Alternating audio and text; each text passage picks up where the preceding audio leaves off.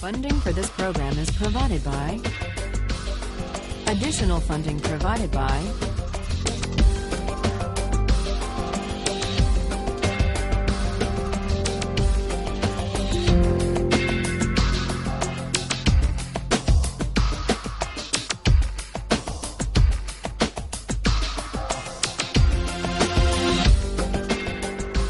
Last time we began by trying to navigate our way through Kant's moral theory. Now, fully to make sense of Kant's moral theory in the groundwork requires that we be able to answer three questions. How can duty and autonomy go together? What's the great dignity in answering to duty? It would seem that these two ideas are opposed, duty and autonomy. What's Kant's answer to that? Need someone here to speak up on Kant's behalf. Does he have an answer?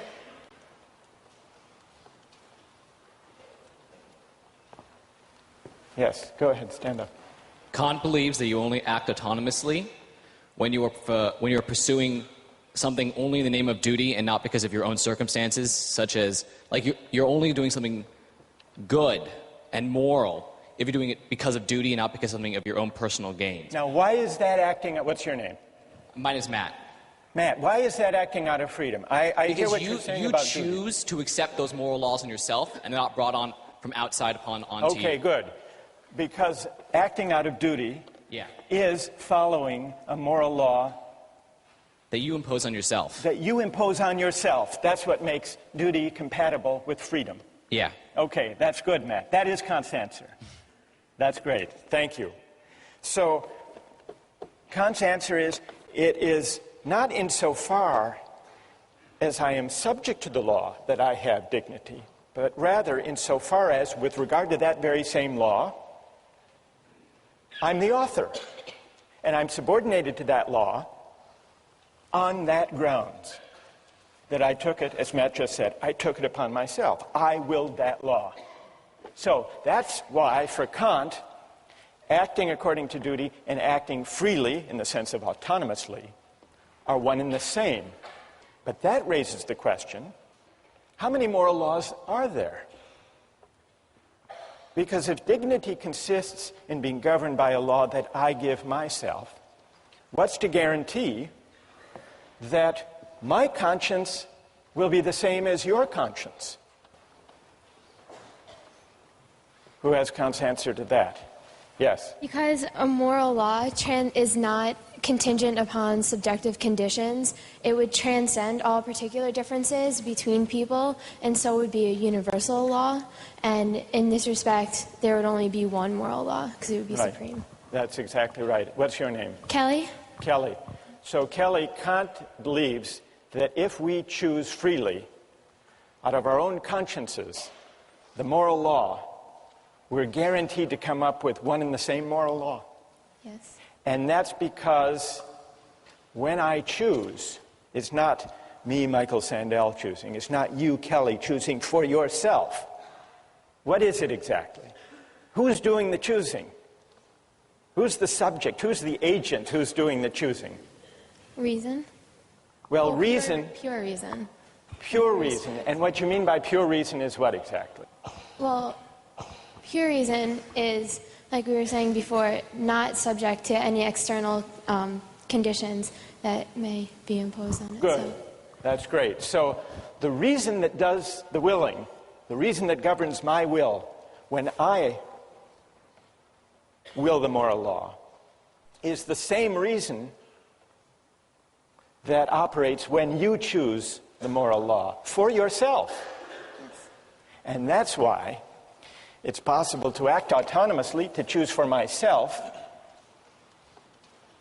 for each of us to choose for ourselves as autonomous beings, and for all of us to wind up willing the same moral law, the categorical imperative. But then there is one big and very difficult question left. Even if you accept everything that Matt and Kelly have said so far, how is a categorical imperative possible? How is morality possible? To answer that question, Kant says we need to make a distinction. We need to make a distinction between two standpoints. Two standpoints from which we can make sense of our experience. Let me try to explain what he means by these two standpoints. As an object of experience, I belong to the sensible world. There, my actions are determined by the laws of nature and by the regularities of cause and effect. But as a subject of experience, I inhabit an intelligible world. Here, being independent of the laws of nature, I am capable of autonomy, capable of acting according to a law I give myself. Now, Kant says that only from this second standpoint can I regard myself as free. For to be independent of determination by causes in the sensible world is to be free. If I were wholly an empirical being, as the utilitarians assume, if I were a being wholly and only subject to the deliverances of my senses, to pain and pleasure and hunger and thirst and appetite, if that's all there were to humanity, we wouldn't be capable of freedom, Kant reasons. Because in that case, every exercise of will would be conditioned by the desire for some object. In that case, all choice would be heteronymous choice, governed by the pursuit of some external end. When we think of ourselves as free, Kant writes, we transfer ourselves into the intelligible world as members and recognize the autonomy of the will. That's the idea of the two standpoints. So, how are categorical imperatives possible?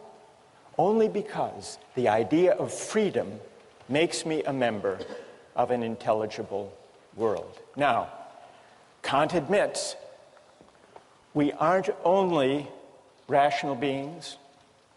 We don't only inhabit the intelligible world, the realm of freedom. If we did, then all of our actions would invariably accord with the autonomy of the will. But precisely because we inhabit simultaneously the two standpoints, the two realms, the realm of freedom and the realm of necessity,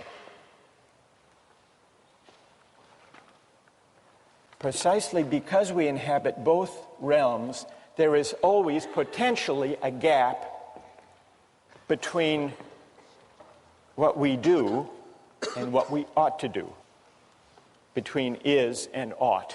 Another way of putting this point, and this is the point with which Kant concludes the groundwork, morality is not empirical. Whatever you see in the world, whatever you discover through science, can't decide moral questions. Morality stands at a certain distance from the world, from the empirical world. And that's why no science could deliver moral truth. Now, I want to test Kant's moral theory with the hardest possible case, a case that he raises, the case of the murderer at the door. Kant says that lying is wrong. We all know that. We've discussed why. Lying is at odds with the categorical imperative.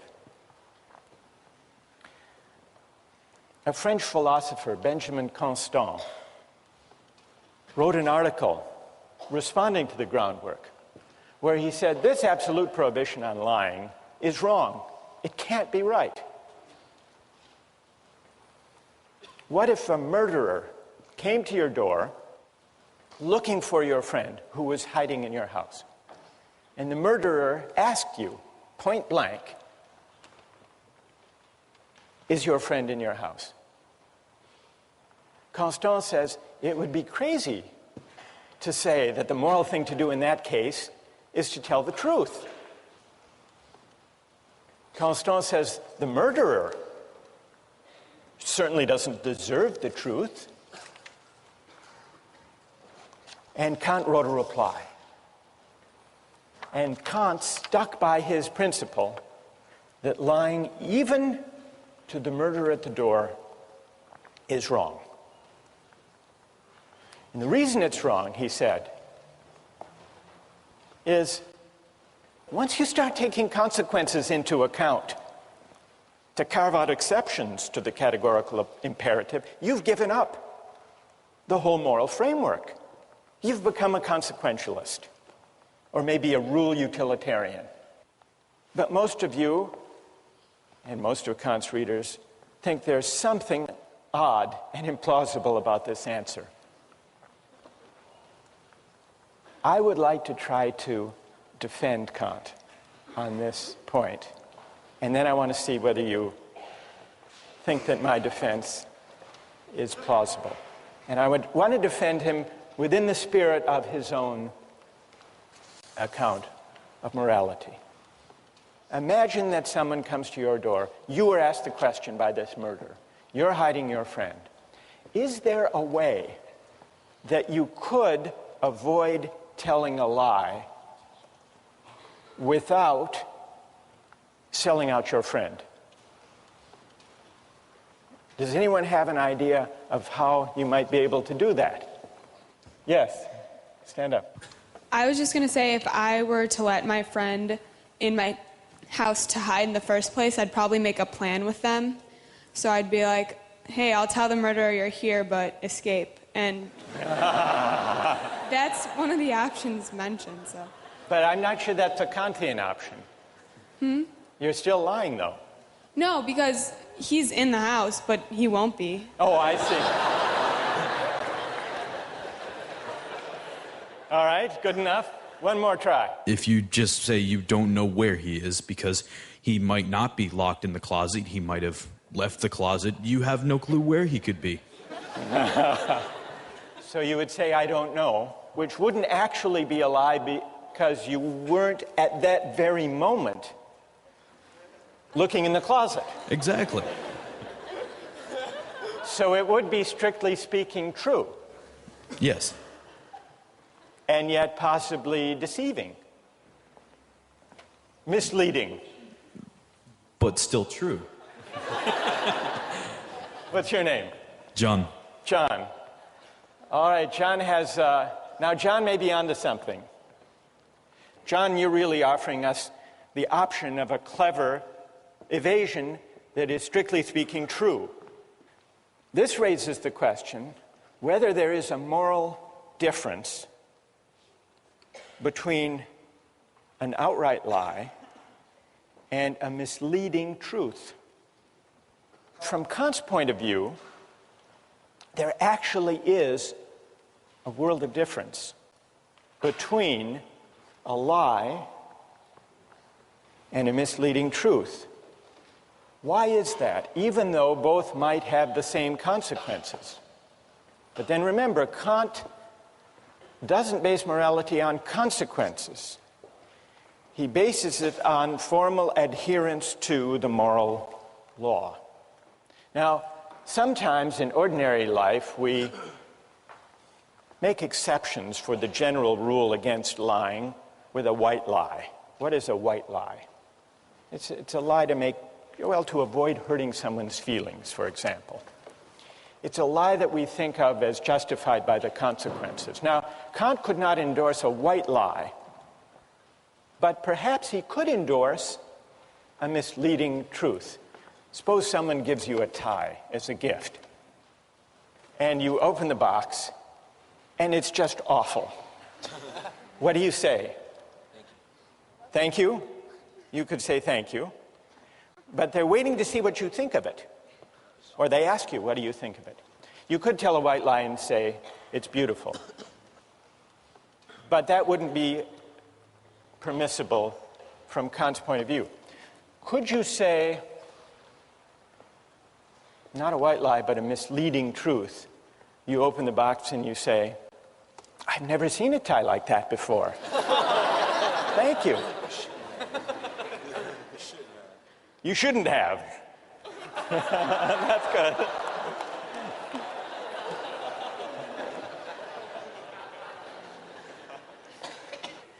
Can you think of a contemporary political leader who engaged?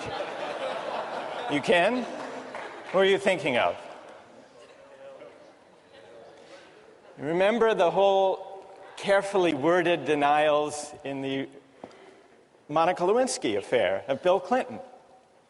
Now, those denials actually became the subject of very explicit debate and argument during the impeachment hearings. Take a look at the following excerpts from Bill Clinton. Is there something, do you think, morally at stake in the distinction between a lie and a misleading, carefully couched truth? I want to say one thing to the American people. I want you to listen to me. I'm going to say this again. I did not have sexual relations with that woman, Miss Lewinsky. I never told anybody to lie, not a single time, never. These allegations are false. Did he lie to the American people when he said, I never had sex with that woman? You know, he doesn't believe he did, and because of the... May I explain, Congressman? What he said was to the American people that he did not have sexual relations. And I understand you're not going to like this, Congressman, because you will see it as a hair-splitting, evasive answer. But in his own mind, his definition was not... Okay, I understand that argument. Okay. All right. So there you have the exchange. Now, at the time, you may have thought this was just a legalistic, hair-splitting exchange between a Republican who wanted to impeach Clinton and the lawyer who was trying to defend him. But now, in the light of Kant, do you think there is something morally at stake in the distinction between a lie and an evasion, a true but misleading statement? I'd like to hear from defenders of Kant, people who think there is a distinction. Are you ready to defend Kant? Well, I think when you try to say that lying and misleading truths are the same thing, you're basing it on a consequentialist argument, which is that they achieve the same thing. But the fact of the matter is, you told the truth, and you intended that people would believe what you were saying, which was the truth, which means it is not morally the same as telling a lie and intending that they believe it is the truth, even though it's not true. Good. What's your name? Diana. So Diana says that Kant has a point here. And it's a point that might even come to the aid of Bill Clinton. And that is, well, what about that? Someone over here. For Kant, motivation is key. So if you give to someone because primarily you want to feel good about yourself, Kant would say that has no moral worth. Well, with this, the motivation is the same. It's to sort of mislead someone, it's to lie, it's to sort of throw them off the track, and the motivation is the same. So there should be no difference. Okay, good. So here, isn't the motive the same, Diana? What do you say to this argument that, well, the motive is the same? In both cases, there is the attempt, or at least the hope, that one's pursuer will be misled. You could look at it that way, but I think that the fact is that your immediate motive is that they should believe you. The ultimate consequence of that is that they might be deceived and not find out what was going on. But your immediate motive is that they should believe you because you're telling the truth. May I help a little? Sure. You and Kant. Why don't you say, and what's your name? I'm sorry. Wes. Why don't you say to Wesley, it's not exactly the case that the motive in both cases is to mislead. They're hoping that the person will be misled by the statement, I don't know where they are, or I never had sexual relations. You're hoping that they will be misled, but in the case where you're telling the truth, your motive is to mislead while at the same time telling the truth and honoring the moral law and staying within the bounds of the categorical imperative. I think Kant's answer would be, Diana, yes? Yes. You like that? I do. Okay, so I think Kant's answer would be, unlike a falsehood, unlike a lie, a misleading truth pays a certain homage to duty. And the homage it pays to duty is what justifies that even the work of evasion. Diana, yes? You like? Okay. And so there is some element of respect for the dignity of the moral law in the careful evasion, because Clinton could have told an outright lie, but he didn't. And so I think Kant's insight here is in the carefully couched but true evasion. There is a kind of homage to the dignity of the moral law that is not present in the outright lie. And that, Wesley, is part of the motive.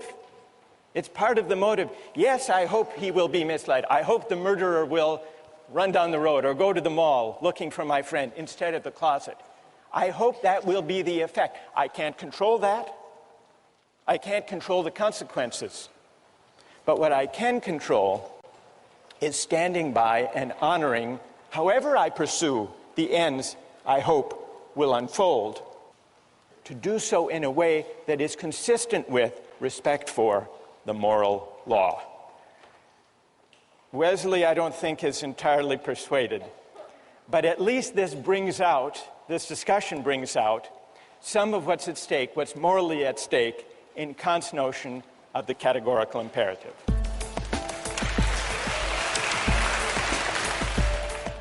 As long as any effort is involved, I would say that the contract is valid and it should take effect. But why? What morally can you point to? For example, two people agree to be married, and one suddenly calls the other in 2 minutes say, I changed my mind. Does the contract have obligation on both sides? Well, I'm tempted to say no. Fine.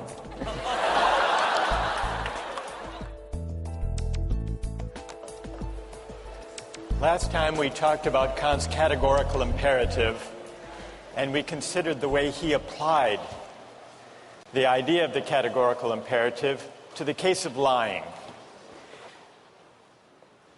I want to turn briefly to one other application of Kant's moral theory, and that's his political theory. Now, Kant says that just laws arise from a certain kind of social contract. But this contract, he tells us, is of an exceptional nature. What makes the contract exceptional is that it's not an actual contract that happens when people come together and try to figure out what the Constitution should be.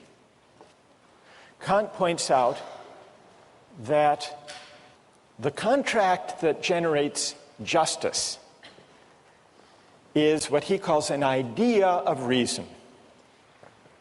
It's not an actual contract among actual men and women gathered in a constitutional convention. Why not? I think Kant's reason is that actual men and women gathered in a real constitutional convention would have different interests, values, aims, and there would also be differences of bargaining power and differences of knowledge among them.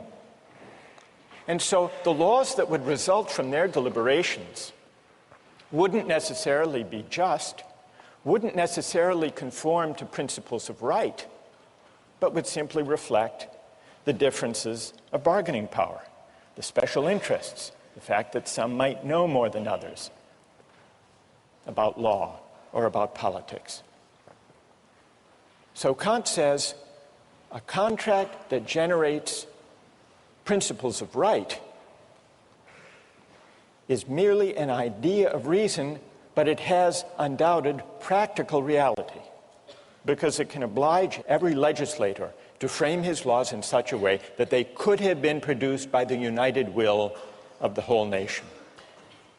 So Kant is a contractarian, but he doesn't trace the origin or the rightness of law to any actual social contract. This gives rise to an obvious question. What is the moral force of a hypothetical contract, a contract that never happened? That's the question we take up today. But in order to investigate it, we need to turn to a modern philosopher, John Rawls, who worked out in his book, A Theory of Justice, in great detail, an account of a hypothetical agreement as the basis for justice. Rawls's theory of justice, in broad outline, is parallel to Kant's in two important respects. Like Kant, Rawls was a critic of utilitarianism. Each person possesses an inviolability founded on justice, Rawls writes, that even the welfare of society as a whole cannot override. The rights secured by justice are not subject to political bargaining or to the calculus of social interests. The second respect in which Rawls's theory follows Kant's is on the idea that principles of justice, properly understood, can be derived from a hypothetical social contract, not an actual one. And Rawls works this out in fascinating detail with the device of what he calls the veil of ignorance.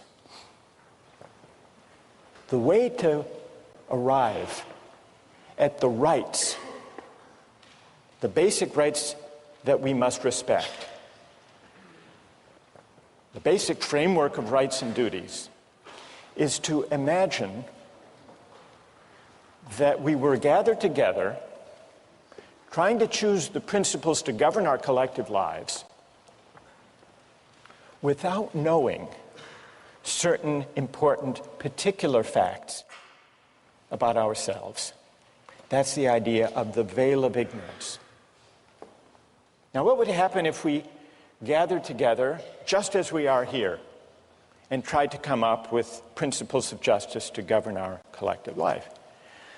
There would be a cacophony of proposals, of suggestions, reflecting people's different interests. Some are strong, some are weak. Some are rich, some are poor. So Rawls says, imagine instead that we are gathered in an original position of equality. And what assures the equality is the veil of ignorance. Imagine that we are all behind a veil of ignorance which temporarily abstracts from or brackets, hides from us who in particular we are. Our race, our class, our place in society, our strengths, our weaknesses, whether we're healthy or unhealthy. Then, and only then, Rawls says, the principles we would agree to would be principles of justice. That's how the hypothetical contract works. What is the moral force of this kind of hypothetical agreement? Is it stronger or weaker than a real agreement, an actual social contract?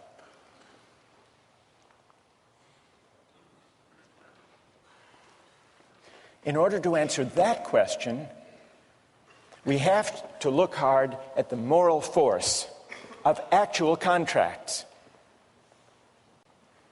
There are really two questions here. One of them is, how do actual contracts bind me or obligate me? Question number one. And question number 2, how do actual, real-life contracts justify the terms that they produce? If you think about it, this is in line with Rawls and Kant, the answer to the second question, how do actual contracts justify the terms that they produce, the answer is they don't. At least not on their own. Actual contracts are not self-sufficient moral instruments. Of any actual contract or agreement, it can always be asked, is it fair what they agreed to? The fact of the agreement never guarantees the fairness of the agreement. And we know this by looking at our own constitutional convention. It produced a constitution that permitted slavery to persist. It was agreed to, it was an actual contract, but that doesn't establish that the laws agreed to, all of them, were just. Well, then what is the moral force of actual contracts? To the extent that they bind us, they obligate in 2 ways. Suppose maybe here it would help to take an example. We make an agreement, a commercial agreement. I promise to pay you $100 if you will go harvest and bring to me 100 lobsters. We make a deal. You go out and harvest them and bring them to me. I eat the lobsters, serve them to my friends, and then I don't pay. And you say, but you're obligated. And I say, why? What do you say? Well, we had a deal.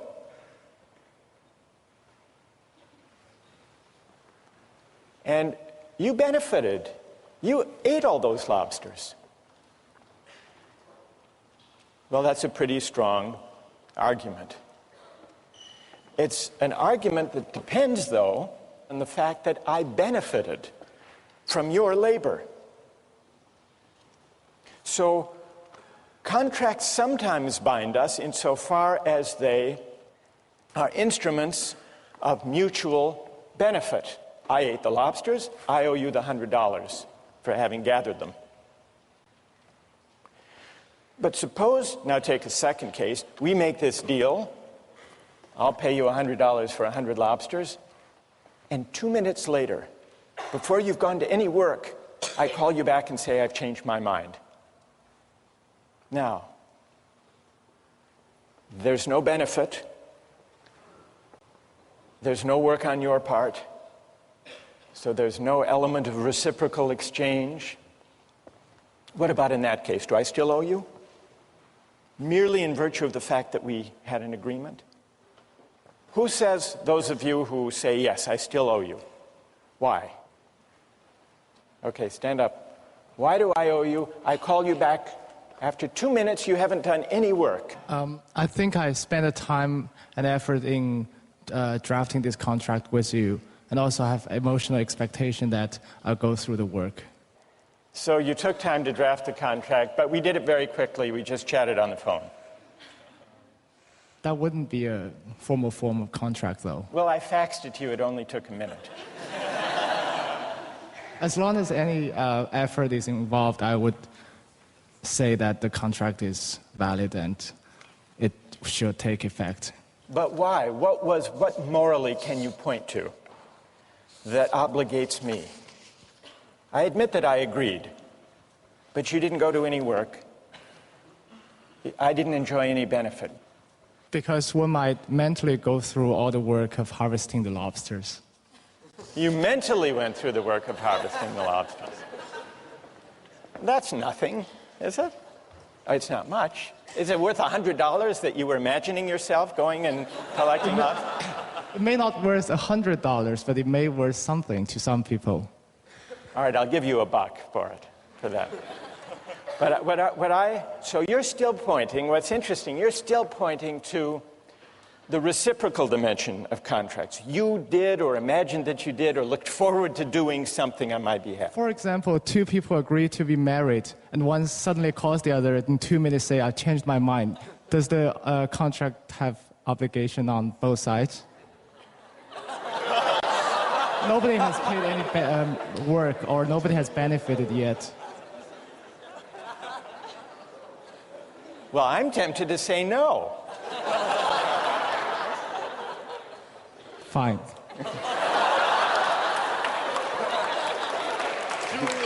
All right. What's your name? Julian. Thank you, Julian. All right. That was good. Now, is there anyone who agrees with Julian that I still owe the money?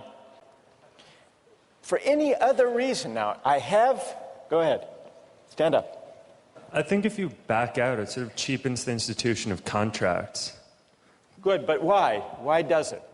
Well, I think this is kind of Kantian, but there's a certain intrinsic value in being able to make contracts and having, knowing that people will expect that you'll go through with that.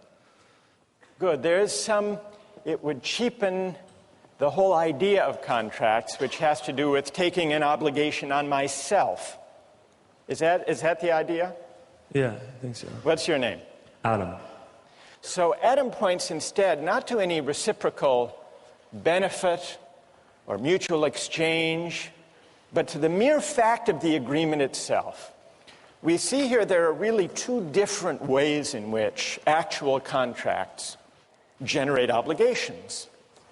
One has to do with the act of consent as a voluntary act. And it points, Adam said this was a Kantian idea, and I think he's right, because it points to the ideal of autonomy. When I make a contract, the obligation is one that is self-imposed. And that carries a certain moral weight, independent of other considerations. And then there's a second element of the moral force of contract arguments, which has to do with the sense in which actual contracts are instruments of mutual benefit, and this points toward the ideal of reciprocity. That obligation can arise, I can have an obligation to you, insofar as you do something for me. Now, we're investigating the moral force and also the moral limits of actual contracts. And here I would like to advance an argument about the moral limits of actual contracts. Now that we know what moral ingredients do the work when people come together and say, I will do this if you do that.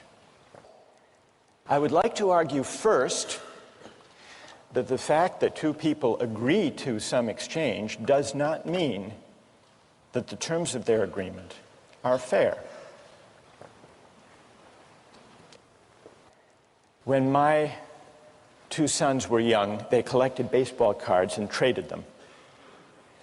And there is a 2-year age difference between them.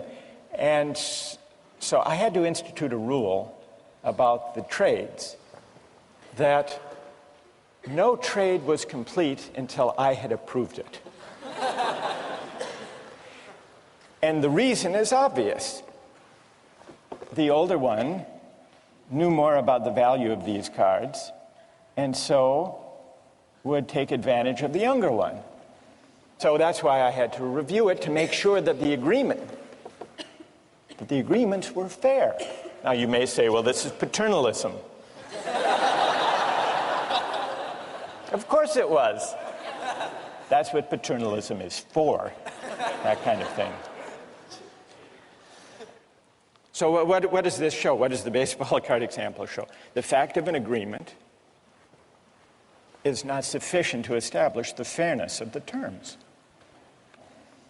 I read some years ago of a case in Chicago. There was an elderly widow, an 84-year-old widow named Rose, who had a problem in her apartment with a leaky toilet. And she signed a contract with an unscrupulous contractor who offered to repair her leaky toilet in exchange for $50,000.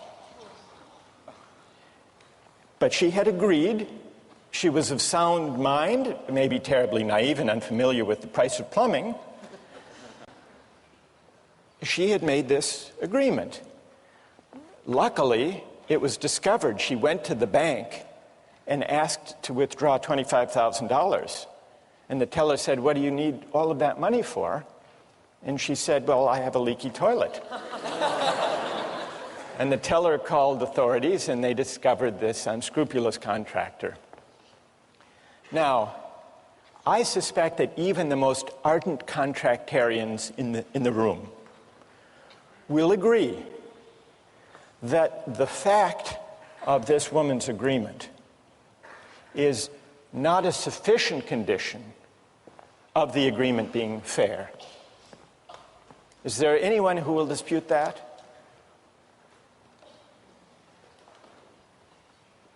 No one. Am I missing anyone? Alex, where are you? Where are you? So maybe there's no dispute then to my first claim that an actual agreement is not necessary to is not a sufficient condition of there being an obligation. I want to now make a stronger, maybe more controversial claim about the moral limits of actual contracts, that a contract or an act of consent is not only not sufficient, but it's not even a necessary condition of there being an obligation. And the idea here is that if there is reciprocity, if there is an exchange, then a receipt of benefits, there can be an obligation even without an act of consent. One great example of this involves the 18th century philosopher, the Scottish moral philosopher David Hume. When he was young, Hume wrote a book arguing against Locke's idea of an original social contract. Hume heaped scorn on this contractarian idea. He said it was a philosophical fiction, one of the most mysterious and incomprehensible operations that can possibly be imagined, this idea of the social contract. Many years later, when he was 62 years old, Hume had an experience that put to the test his rejection of consent as the basis of obligation. Hume had a house in Edinburgh. He rented it to his friend, James Boswell, who in turn sublet it to a subtenant. The subtenant decided that the house needed some repairs and a paint job. He hired a contractor to do the work. The painter did the work and sent the bill to Hume. Hume refused to pay on the grounds that he hadn't consented. He hadn't hired the painter. The case went to court. The contractor said, "It's true, Hume didn't agree, but the house needed a painting, and I gave it a very good one." Hume thought this was a bad argument.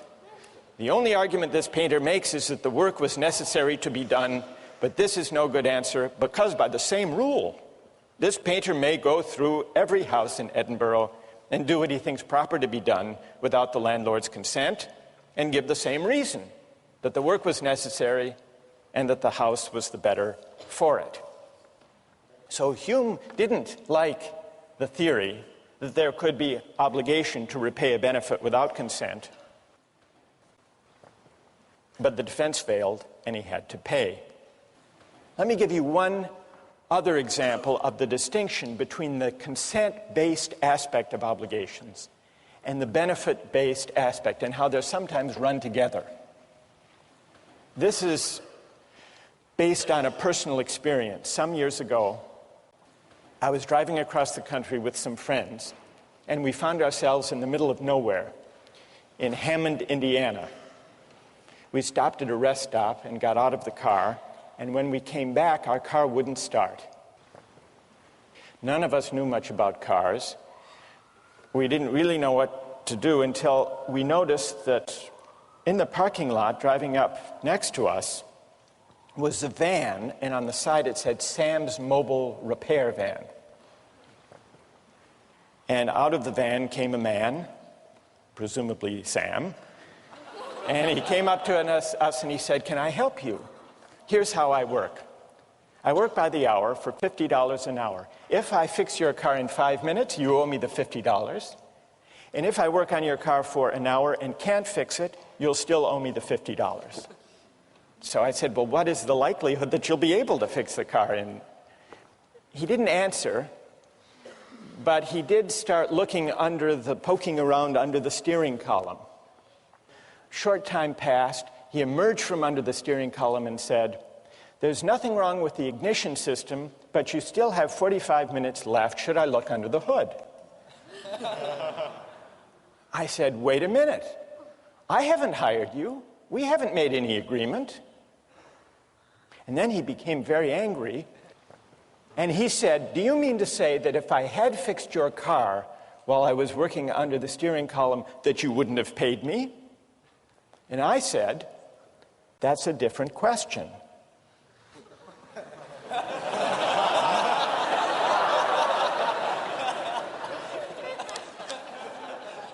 I didn't go into the distinction between consent-based and benefit-based obligations.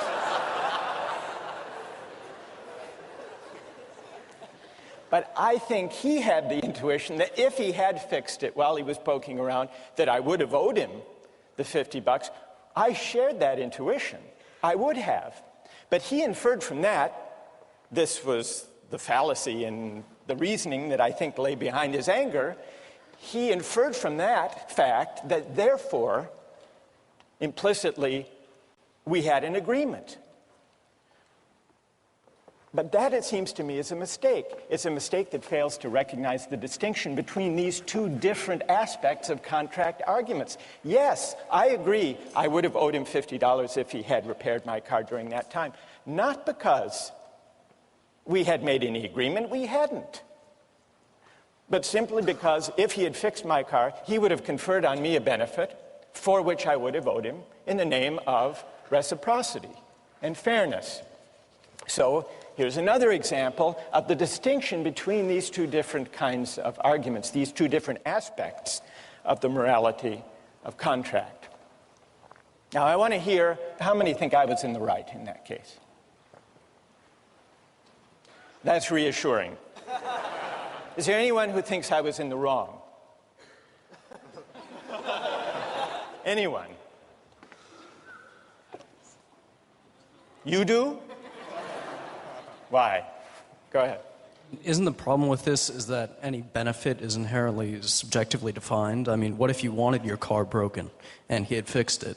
I mean... No, I didn't want it broken. Yeah, in this case. I mean... Who would? I don't know, someone. I mean, what if Hume, what if the painter had painted his house blue, but he hated the color blue? I mean...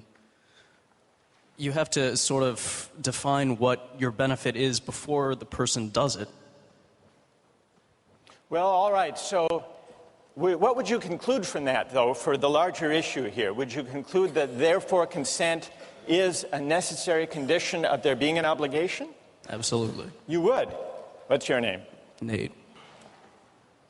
Because otherwise, how can we know, Nate says, whether there has been an exchange of equivalent or fair benefits, unless we have the subjective evaluation, which may vary one person to the next of the situation. All right, that's a fair challenge.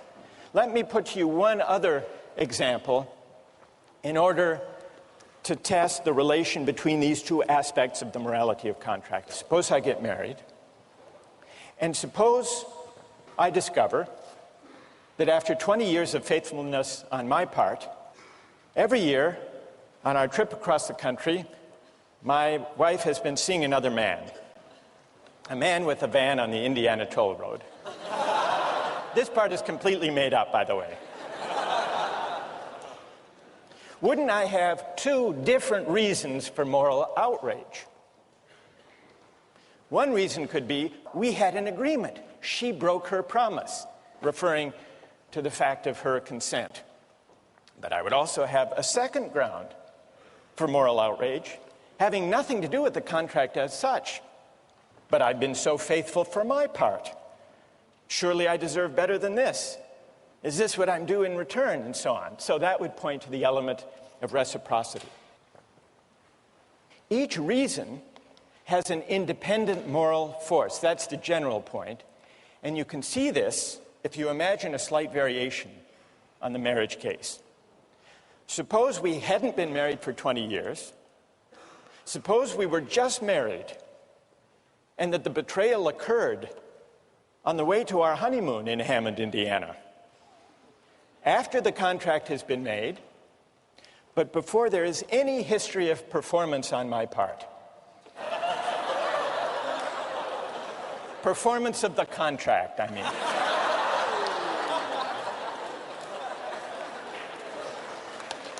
I would still, oh, come on. I would still, with Julian, I'd be able to say, but you promised. You promised. That would isolate the pure element of consent, right? Where there were no benefit, never mind. You get the idea.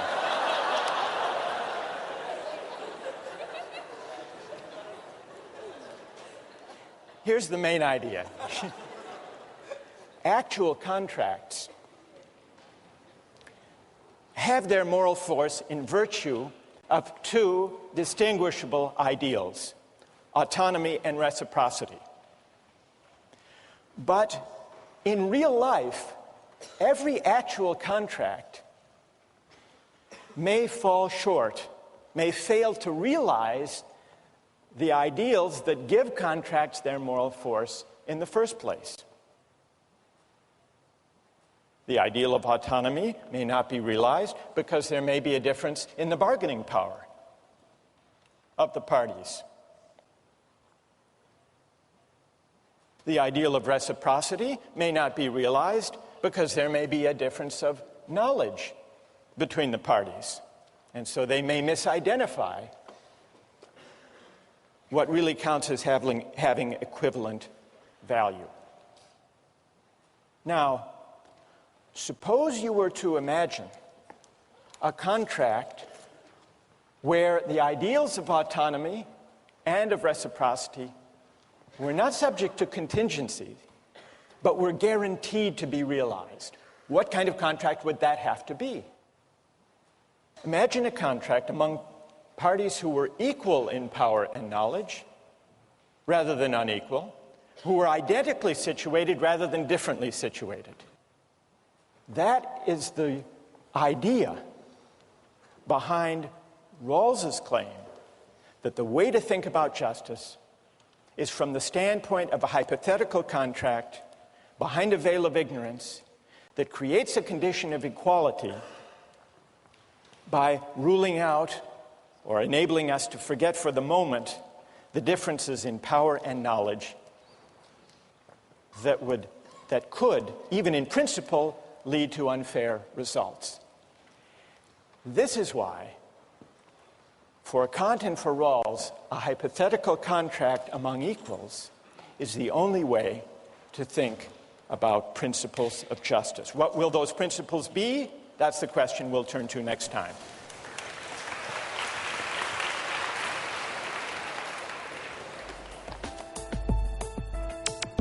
Don't miss the chance to interact online with other viewers of Justice. Join the conversation. Take a pop quiz. Watch lectures you've missed and learn a lot more. Visit justiceharvard.org. It's the right thing to do.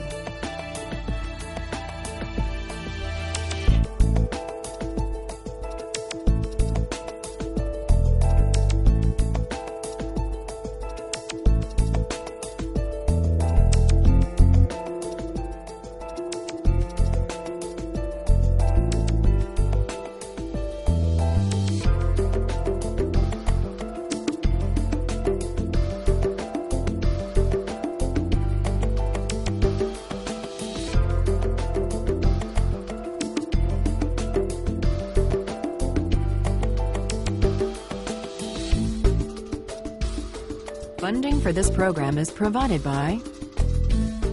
Additional funding provided by